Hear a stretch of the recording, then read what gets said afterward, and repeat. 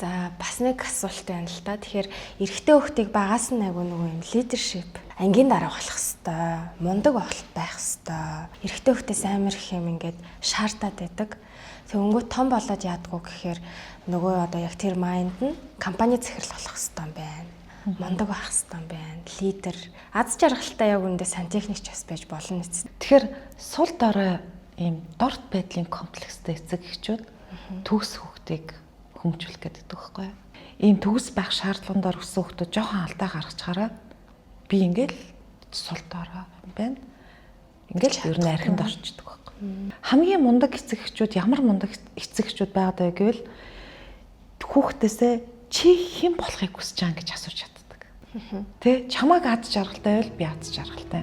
Тэрнээс намайг аз жаргалтай байхад бол чи үүнийг хийх ёстой шүү дээ. Миний хүссэн юм хийх ёстой.